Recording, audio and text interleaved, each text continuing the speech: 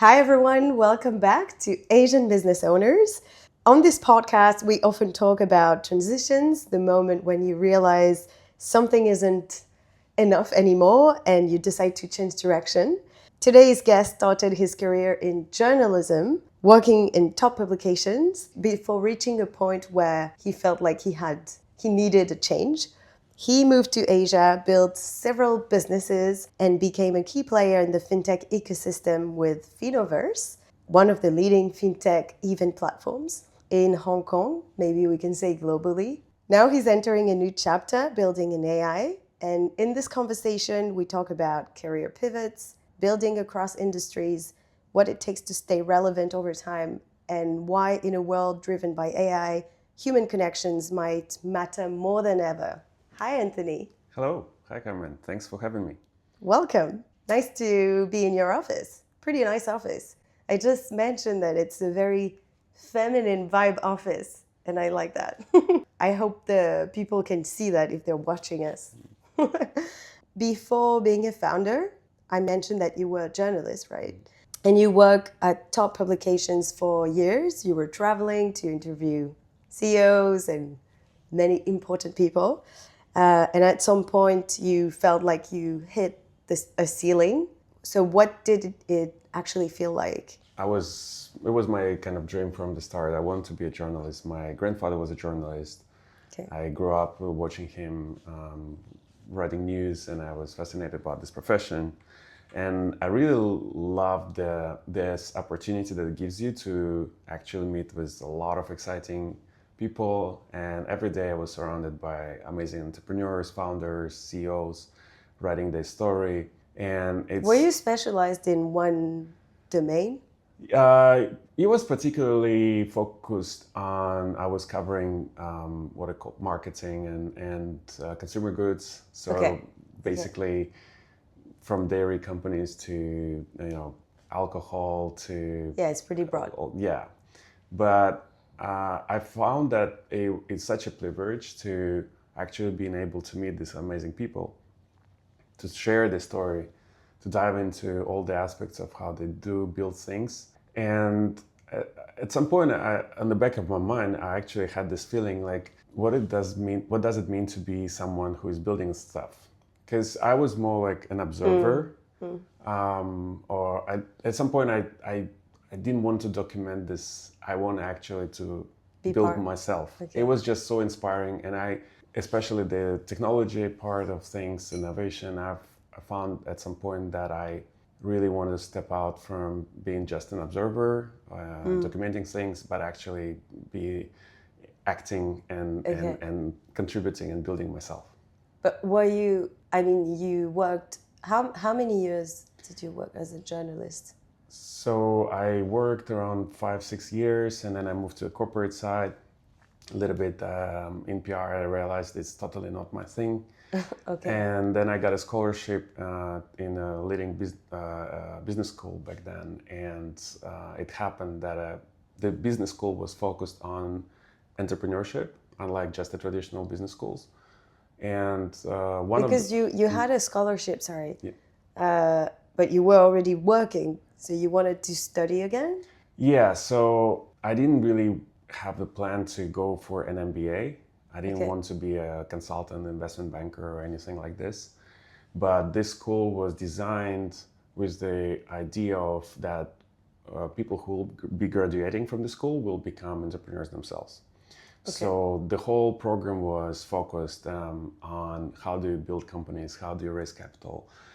To get there was the competition of business pitches, and I happened that I won that and was lucky to get into the school. Okay. Was fully subsidized, and at that point we had amazing teachers coming from all the best schools, from Harvard, from Wharton, from INSEAD, and we had one part took place in Boston in MIT Sloan, where they basically took us through the entire process of building a business. And that was really, really helpful to get into this. Yeah, imagine. Yeah. So this is what decided you to leave your career? Because I guess also if you're in your family, this was the thing, and you admired that, your grandfather. Yeah. You admired that. So, it has something more than just being a journalist. So did you feel like you were taking a big risk quitting this career to start something you have no guarantee, and when you're a founder, you can't tell your parents, yeah, I'm going to be successful. You don't know. I always try to move from the time when I find myself very comfortable and where I feel like everything is predictable. I think there's something wrong, that I need to get to the next thing. And I'm genuinely very curious about the things. And I want also, as I said, I have this motivation to build things that didn't exist before. I really love to create things. Okay.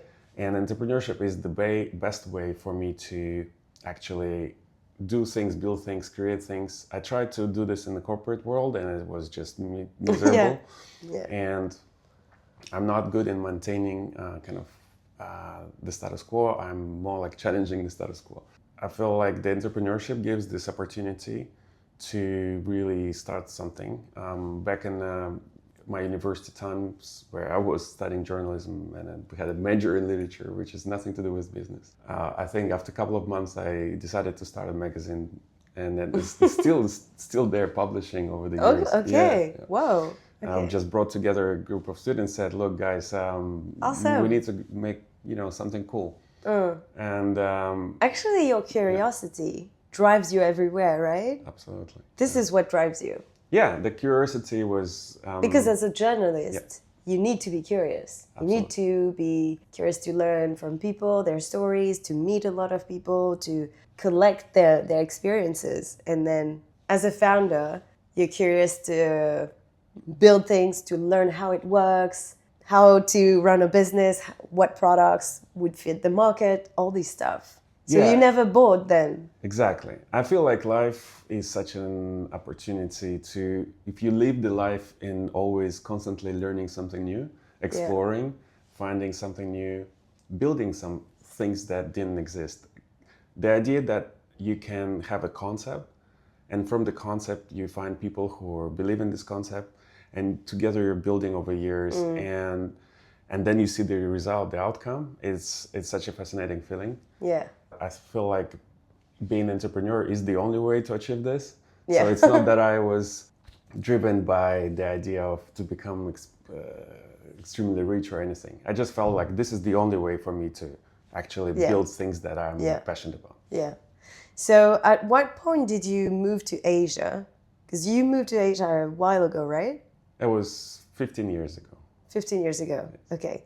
So what decided you to move here? In Hong Kong or in Shanghai? So the part of the program of the MBA, so we had a few modules happening in different parts of the world. It was from Boston to Russia to India. And then there was one part in China. And I happened to be in Shanghai. Okay. And it was 2009, 2010, where I quickly fell in love with the city. I felt like this city has so much culture, vibrancy, and then this fascinating growth and opportunities everywhere. Everything is moving, changing, and it's totally unknown. So I was really curious about everything. It was totally new, food, culture, language. So, and I found myself like intuitively feeling this is the place I want to be. And practically speaking, also Asia, China is where the things are happening, and it's going to happen in the next 20, 30 years. So it was more like a decision I made to myself. I'm staying here, and I want to start something here. Okay, and then you moved to Hong Kong after that? Yeah, so I didn't have this plan, so it kind of happened. You just follow your lead, or just you were in Shanghai. You loved the city. You decided to stay and see what would happen. I didn't know anyone. I didn't speak language. I have no idea what I'm going to do. I learned some Mandarin, yes. Okay. But did you have a plan or anything? No, I didn't have any idea what I'm going to do. A friend of mine called me, "Oh, you're in Shanghai. Could you help us with the corporate education program for our company? Do we want to visit?" And I said, "Sure." And that's how we started. And I'm like, there were so many others want to do the same. So eventually I moved to Hong Kong because it's just much more easier to operate from Hong Kong as a foreigner. Yeah. Little by little, we built a company. In a couple of years, we reached like $1 million sales. It was a small team. It was my first entrepreneurial experience, which I was pretty inspired. And then one of the programs that we organized was focused on finance, innovation, technology with big banks. And that's where I learned about the finance technology industry, which is FinTech. Okay. And it was 2015, and we're in Hong Kong. Finance is the biggest industry here, and technology, which I'm always was passionate about, is changing the way how we live. Yeah. So the only thing that was not evolved as fast as everything else in our life is how we deal with money. So I decided, okay, that might be a very interesting industry to focus on. Yeah, and very Hong Kong as well. It is. And also it comes actually from my personal experience. I was never passionate about finance in general. I found it a bit boring. Yeah. It is, though. But then when I was 23, I bought my first apartment in mortgage.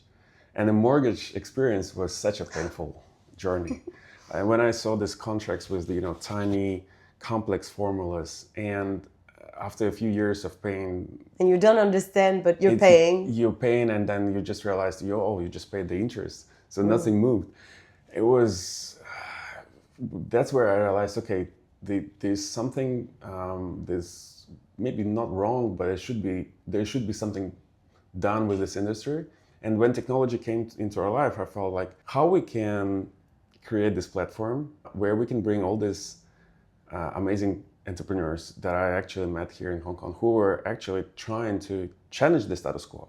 They wanted to build something new, something different that bring more competition into the sector. So that's how you stepped into FinTech. Yes. And then after that, when did you found Finoverse? So we basically, me and my co-founder, we back in 2015, we started by meeting people. I wanted just to figure out what this industry is all about. So I did two things. I met people who were involved in that early days, and I started to go to the conferences. Okay. But quickly I figured out that there are amazing people here, but the conferences were like far from great. And I didn't learn anything. It was just very strange, and it was such a gap. So I thought, why don't I bring these people under one roof, and we bring all of these guys together, and we talk about what's next for this industry. And I didn't have that idea of I will be doing conferences. It just happened naturally. But you saw the gap. I mean, you saw a problem to solve, basically. Yeah. And that's the idea of a business. That's how it starts. Exactly. So because all the conferences that were, it was very salesy. They were very salesy. It was kind of boring. A lot of group photos, signing MOUs. I just didn't. I felt like this is not the conference I want to be myself in, right? So we designed the conference because we didn't have zero experience in conference. So I was looking at, okay, what kind of conference I would love to go myself. Yeah. And back in 2015, we basically managed to get a space in the Cyberport in Hong Kong, where we turned off the lights. We put this stage together with the neon lights, which we asked for the one only last family in Hong Kong that produced the old school neon lights. We put this Finoverse. Whoa. And Finoverse is basically finance innovation in Asia, the previous name of the company in the conference. And we blasted ZZ Top music. We didn't have much sponsors. So you did it your way. Yeah. You completely experimented. Exactly. And then I think there was one of the companies, alcohol companies, we reached out for, they said, can you provide us some drinks? And they said, we only can give you small bottles, like you have that in the fridge. Mm-hmm. So we gave everyone whiskey bottle in the bag. So people came show up in the morning for the finance conference, and then it was all of this crazy stuff going on. And like, how did they react? I feel like people were pretty shocked. I would be happy to enter. Someone came. Can you reduce the music volume? Do you have more whiskey? Yeah, exactly. And people genuinely fell in love. We ended the day in a nightclub where we had startups pitching in front of investors while everyone is drinking. I mean, things like this are common right now. Like every conference is trying to be like this.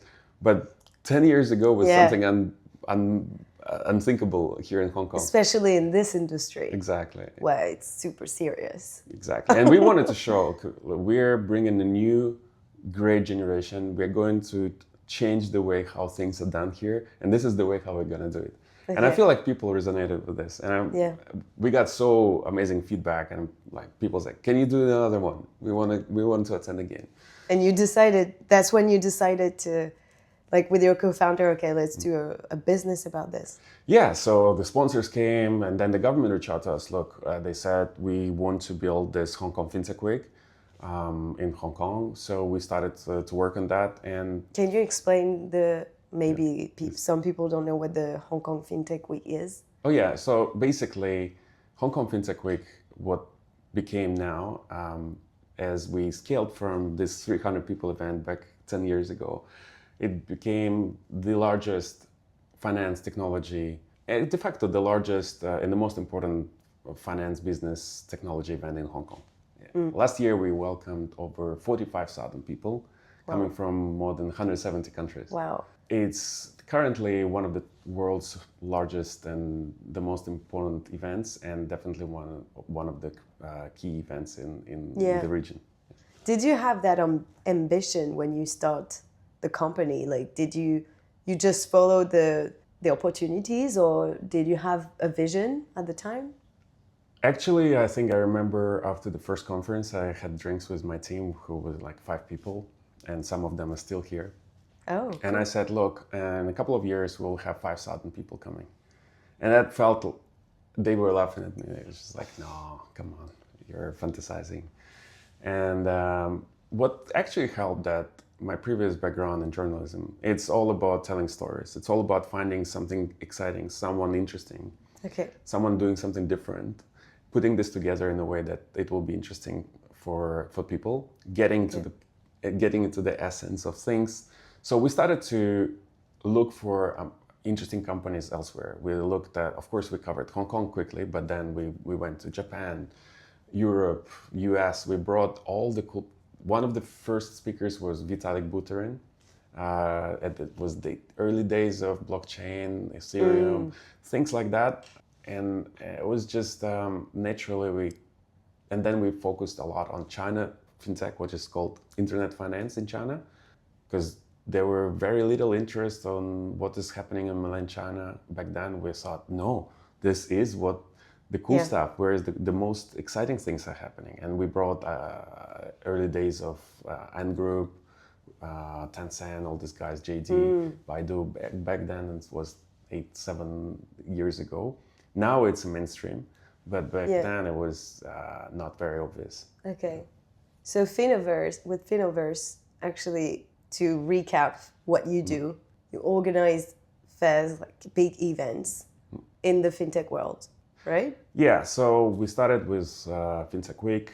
Then next we also had another event in the Bahamas, focused on Web3 and digital assets, crypto regulation. There's also one of the kind of hobby projects that I have. We have a FinTech Basketball League, where I just like to play basketball, and I brought my friends, and everyone is like, can we join? So we had over 1,000 people, professionals who are in finance and technology, playing over the last 5 years. Okay. And which is the only basketball league that actually brings together both female and male players on the court. It's one of the requirements. And just last week, we announced our new initiative, which is called Genesis. And Genesis is our new community network that is specifically focused on the next generation of family business owners and leaders who we want to bridge with our massive network of technology entrepreneurs and founders and VCs. Okay, cool. Yeah. And what was throughout the years, so you started this 10 years ago, what was difficult? What was the main challenge building this up until what it became today?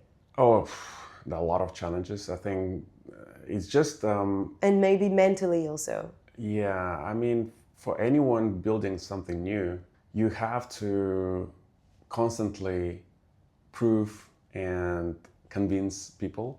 A lot of people will just naturally will not follow from the start. It takes time. For us, I feel like building this trust, especially when it comes to finance industry, you have, and we work with government institutions, regulators, banks, all of these institutions, organizations, they put a massive emphasis on the trust. So how we can build this trust? So they trust us, a company that just started. How we can build this trust, prove them again and again that we can deliver amazing things, and over time maintain this trust. So I think that is one of the biggest challenges. But it takes time. It is, and also it's constantly overcoming that skepticism of everyone around you, because if you were building something new, very few people tend to support because it's new, and people don't really know. Some people are afraid of new, and you're telling them no, that's our vision, that's how we want to build it. And first they don't believe, then they start to little by little see what you're doing, and then they joining you. But it takes time and effort to continuously over deliver and prove. Yeah, you have your vision and they don't. So, I mean, it would be too easy if everybody would trust you like that right away, right? Yeah, I think it's constantly going against the stream. Yeah. Especially if you're doing something that is, but we believed in what we've been doing. We believed in how the things should be, and that was our vision. We never changed that. So, but I think it's good in a way because it challenges your vision, and if it doesn't last, it means that it was not strong enough to become a real business. You know, I mean, also when I started the podcast, people were like, why are you starting this? Like, what are you going to do with this? So people don't believe in it, but you know that you have to do it no matter what, you know? Yeah, and I feel like this is everything around you. You constantly convince people, whether outside people or even within a team. You need to convince your teammates that, trust me, we're on the right track. I know it's not obvious right now. I know it feels very painful what we are doing, but trust me, we will get there. Over time, looking back, yes, that's exactly that. And then you build trust with the team, you build trust with your partners, you build trust with your clients. But at the beginning, I feel like there will be a lot of skepticism, and especially if you're building something completely new that didn't exist. Yeah, yeah. Today, your co-founder is leading Finoverse, and you are. How much are you involved in this? Because you also focus on your new venture. Yes. I mean, both of us are leading Finoverse. We co-CEO, so we equal partners. So my co-founder, I was grateful that Vila, she's good in certain things that I'm bad at. So I'm really my strength is on kind of building things that didn't exist, create things, more like looking at the big picture, while she's amazing in actually making things done, maintaining and expanding this. Everything about operations, people, she's way stronger than me. But of course, we look at overlap. Of course, I'm also involved in the execution part, and she's involved in strategy. But I think we complement each other's skills on that side, and I feel like that was also a big part of why we managed to achieve what we achieved, is by complementing our strengths and weaknesses. And I feel like having a co-founder like that is a key for anyone to, for sure, because building things alone is quite difficult, and often people have tendency to be good at something, not necessarily at everything. Very few people can do the whole thing. So, So I would say probably your curiosity drove you to this new venture, AI. What happened? Like, what made you make the move and think, okay, I'm going to focus on this. My business is working well. It's growing still, but there's something to do with AI. Probably that's what you told yourself. I don't know. which is also very competitive. You know, there are many things in this domain. It's also very new. I feel like we know so little about it and that we have so much more to discover that it's like swimming in the ocean and you're like, where am I? You know? It is. And that's where I see the actual opportunities. Because it's little, we know little about this. It's all very new. It's evolving just in front of our eyes. So that's a very rare opportunity to jump into something that is just developing right now and be a part of this. But my passion towards AI was back in my university days. Although my focus was on literature, my paper was about the early experiments with early AI on composing poems using the rhythm and vocabulary of specific writers and poets.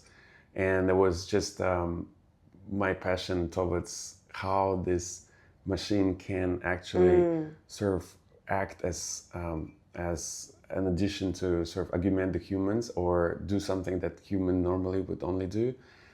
It was a fascinating thing that fascinated me back in early 2000. Also, with my passion to technology, I feel like now AI is finally arrived to the point that we can actually build things. Yeah. And on the other hand, over 10 years of building events, events is about bringing people together. It's about shared experiences. It's about people meet other people. But the funny thing that happened over time, what I found is as bigger event became, and we grew to like 45,000 people, as larger conferences are becoming, as ironically, it's more difficult to actually find someone to talk to.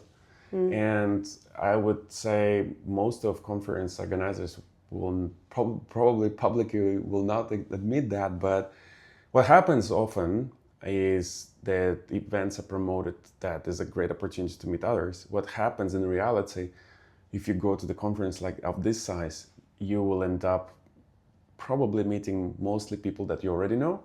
Yeah. And then amongst them, they would introduce you to someone that they know if you're lucky. Yeah. And then there's like serendipity moments. You walking into some queue for a coffee and then you chat. So a lot of these interactions are kind of a lottery. It's a lot of luck. So I feel like people spend a lot of time and investing a lot of their time in attending these events, where I feel like the biggest problem is how do I find these 5-10 people that are actually really relevant to me. And you have a room of 45,000 people, and I'm sure there are people who are destined to meet, and you would amazingly benefit from this meeting. But how to identify them in this crowd? So that was the problem that we look at. And then when AI arrived, I was thinking how we can tackle this problem. And that's where the idea of Samantha, which is now became Samantha AI, came from. Okay. So what does Samantha do? Yeah, specifically, actually, I was inspired by my colleague Sandra. So she would, when we started Genesis as a members community, she would call every member and have a conversation with them, trying to understand what they're doing. And then she will introduce people to each other. And then she'll be, okay, I invite you to the event. I was looking at that. She could do it with 50 people, maybe 100. But what if thousands? This is humanly impossible. And that what became a foundation of Samantha. So what Samantha does, basically, when you register the event, you start your day with a message coming on WhatsApp from our Samantha. So you don't need to download. Okay, so if I go to an event, I will receive a message from her. You can call it her, yeah. So it starts with the conversation with Samantha. So Samantha lives in WhatsApp. You don't need to download anything. There is no apps. You don't need to fill any form. You start the conversation, and she invites you to have a voice call. Whoa, okay. And you receive a call on your phone from Samantha. And the call is an interview which takes 10 to 15 minutes, where she is learning everything that what you're doing, what are your challenges, whom you're looking to connect with, What are your plans? What is your biggest pain points that you're trying to, and then project that you're working on? And then she does it across all the thousands of people in the room.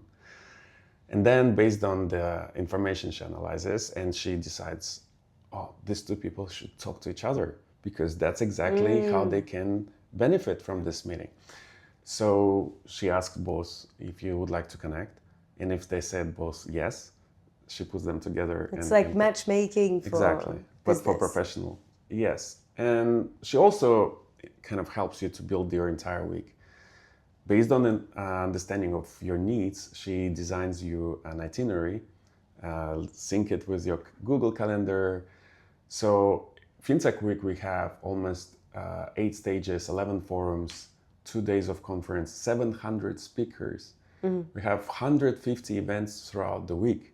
Yeah. Just to scroll this agenda, it's crazy. Yeah. So she understands already what you're actually focusing on. So she suggests you a specific itinerary and registers you to different events that are relevant, tailored for you, and helps you to connect with relevant people. Wow. That's the first time I heard about it. I think it's impressive to have a call from AI. Well, yeah, this is very interesting because I felt like a lot of people, again, were skeptical about this part. I think it's fun. I mean, it's different. Well, it is, because getting there to actually having a human-like conversation, and why we have a call, by the way, is because large language models, right? They are language first, right? So it's a conversational interface. It's a human conversation. The conversation flow is designed the way that she adapts to what your context of conversation is. It's not like question 1, 2, 3. Okay. She's leaning into, okay, tell me more about this. Oh, interesting. How do you solve this problem? Okay. Oh, that is where you're working. What's your plan with this? How do you want it? Where do you want to shift? So this conversation helps people to actually articulate better what they're looking for. If you ask someone just, what are you looking for? Where should I start? Exactly. It's difficult to, and then one of the feedback we receive most often, that people are feeling rewarded, like, oh, she really helped me to articulate better in the end, because she summarizes, okay, now I understand what is this you're looking for. Okay. Yeah. And what's the business model of this? Yeah, so basically we started this as more like a proof of concept. Okay, first, whether AI can actually help people to connect, whether people will talk to AI, whether this is in general will create a value. Now that we proved that, one thing that I see the biggest insight of this is a lot of conference organizers really understand what their attendees really care about. We understand it at scale. So now we have aggregated anonymous insights about thousands of people interests. So, and then it comes to basically working with these insights to develop something that actually people really want to, not us guessing what they would like to know or whom they want to meet. It's understanding this data helps us to design better experiences. I had a thought about this. I think what's funny, let's say, is that with AI and just social media and all the technology, we tend to see more AI-generated content, digital things, or I even saw like AI-generated influencers or singers or all of this. I'm not saying it's bad or good. It just exists, but it doesn't foster human-to-human connection and interactions, right? And what's funny is that initially social media was started to bring people together, but actually it does pretty much the opposite. Well, it can, but also, yeah, it's a mess, let's say. There are many things happening there. So I think it's refreshing that what you're doing, you're using AI to bring people together in real life. Absolutely. And that's from the start. Naturally, what I believe in, it didn't change. What we're doing hasn't changed. We're here to bring people together for shared experiences. The mission of what we're building with Samantha is not to help you to spend as much time with AI as possible. It's quite opposite. The only objective of Samantha is to help you to connect with others. And you're absolutely right. I feel like with the social media and kind of everything goes digital, we're kind of connected. We have a lot of connections, but in reality, we're more disconnected. Yeah. And I feel like a lot of people feel isolated even more. Yeah. And especially you see, that's why after the COVID, what we observed, the events came back in the big time because people want to spend time with people. That's why I feel like it's never going to go away. It's our DNA. We are social animals. Yeah. We want to spend time with people. You see the massive stadiums with these concerts. And in the era where AI will take over a lot of our routine stuff, one thing that AI cannot do is to build the trust. And you can't have a dinner with AI. You can't trust AI as you would trust another person. Well, you can, but it's pretty sad. But yeah, you build the trust with another person by looking into the eyes. You know, you share the meal, you handshake. These things are human and only human, and that I feel like this will become even more important than ever to have this human connection and human relationships, as more stuff that will take away from our kind of routine daily, boring things from our life. We will have more time to actually spend meaningful time with other people. But we take it in the professional side of things, because what happens now is a lot of times when in a business, already nowadays, right? So the one party creates a proposal and asks ChatGPT to help to create a proposal. Then you send it to your client, and the client puts this in ChatGPT, said, can you study that? Why we're doing this? Let them talk directly. Yeah. People will be left with is to do most human things, is to build trust, spend time together. That's the thing we have that AI doesn't. Exactly. But lately I read somewhere something about Elon Musk's plans for the future. Well, many crazy plans, but there was something about robots that would help us, like, in our daily life, for just cleaning the house and more, other tasks also in the business. But there was also a part to have robots as like lovers or something like that. And I think, well, now we laugh about this, but actually it's not funny at all, because I think many people might consider this. And this is again why I think, yes, human to human interactions shouldn't be replaced, I agree. I think it's important to, on the other hand, it's a choice of a specific person. I mean, if this is the choice they make, no one can judge. But I agree with you that we should be responsible in that sense when you're applying this technology, especially with a younger generation that are growing up with AI. And it could be really harmful in a way that by people kind of humanizing AI, and to the point that they see this as almost like a human. In our case, when we developed the whole kind of experience with Samantha, early days, someone suggested, why don't you just, make this as kind of AI girlfriend, a companion, we call it, because she can have a call with you anytime, you can chat.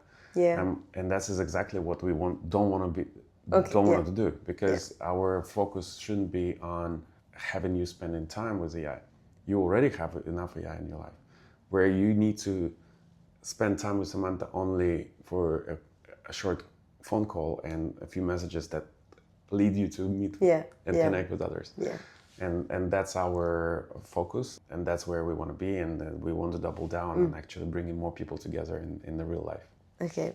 Summarizing all your experience, you went from journalism to being a founder. You tried a bunch of different things. You lived in different cities. Now you're working with AI. How do you stay relevant as a founder?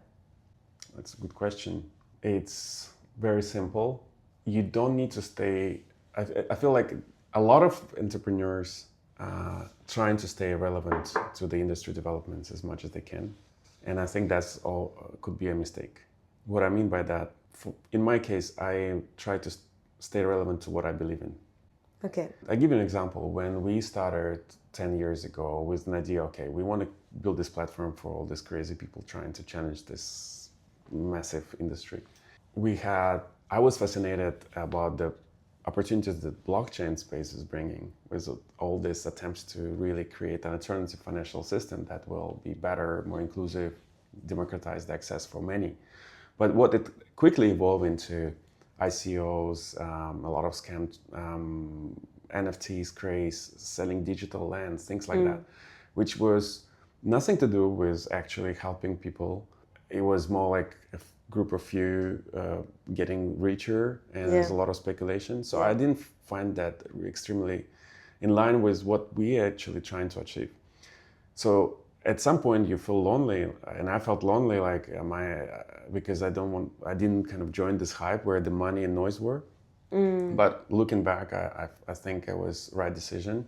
Same as I feel staying relevant to your values, to what you believe in, not chasing things there where you have hype and noise. Like even now, a lot of people asking me, why don't you move to Silicon Valley, where you definitely, what we are building now here, it's a very kind of Silicon Valley-esque thing that we would definitely will be much easier to raise funds, explain to people what they do.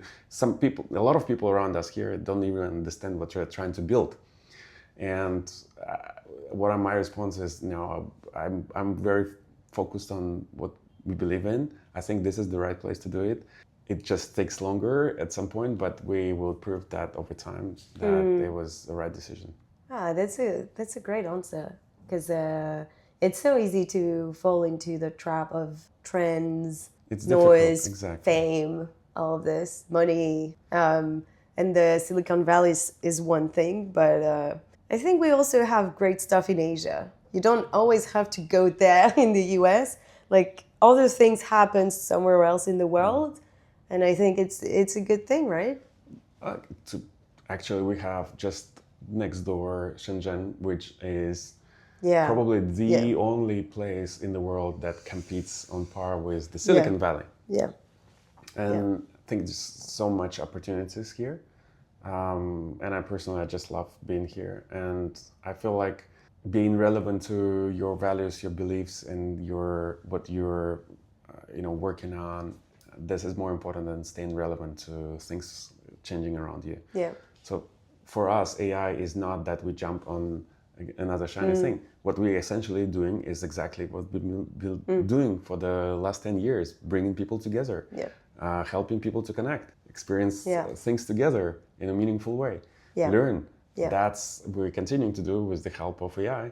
Is just a way that was very difficult, humanly impossible to achieve. And now this technology provides us such an amazing opportunity.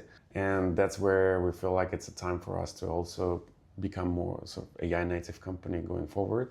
That's the future, and we want to be a part of this future. Cool. I have one more question for you. So, reflecting on your journey as a founder, do you have any lesson to share with fellow business owners listening to us? Staying in the game. Okay. Just one simple lesson. What I mean by this is I've seen a lot of founders would win a lot and they thought this is their peak and they leave the game. Or they will lose and they thought that's all done. They will leave the table, they will never come back. And I think both are mistakes. I think when you're in this entrepreneurship journey, you need to understand that you're here not just for a very short time. You need to understand that what you're working on will take a longer time than maybe you expected. But staying focused on building what you're building, you will see how things are over years compound. So it's not about big win very fast. It's about compounding over years of what you've been building. And that idea that you need to be at the game, because there will be wins, there will be years of really things turning opposite. There will be situations where things are amazing. But in the long term, you need to see more like 10 years, 15 years horizon. That's what I learned. And as now I'm looking at my horizon is like 5-10 years, not next 6 months. And we're here for the long, and we want to stay there, and we will be working towards what we're believing, and that helps over time to compound into something meaningful. Yeah, I agree, and I like that because earlier you said it takes time to build trust and just to build a business, and that's something I keep repeating in this podcast, because now we want everything to go very fast, and I think you can't force things, you can't force time. So even though you build the greatest startup ever, the best innovative tool, whatever, I think you just can't buy time. You just need time to go by to be able to also to grow yourself, not only your business, but I've realized that how much I've grown since I started my business. Crazy. Like seeing a therapist helps you, but starting a business makes you grow like crazy because you have to be humble, you have to be patient, you have to understand other people. So yeah. And the amazing thing about this, it never stops. It's not like at the point, oh, I know everything now. Yeah, No, yeah. You never know constantly everything. evolve, Yeah. and there's another challenge, and as more you into this, as bigger you grow, you will have more and more difficulties to overcome. Yeah. Which is an exciting thing, because I feel like going through this, no matter what, building, proving, and staying consistent with your values and goals, and you will see the results if you're doing your best and put every day of your life into really trying to do 10% more than people expect from you, and just keep pushing. Cool. That's a great way to end the episode. Thank you very much, Anthony. Thank you, Carmen. Thank you for sharing your story, for sharing your values as well. I think we need to hear more stories like that. So thank you very much. Thank you, Carmen.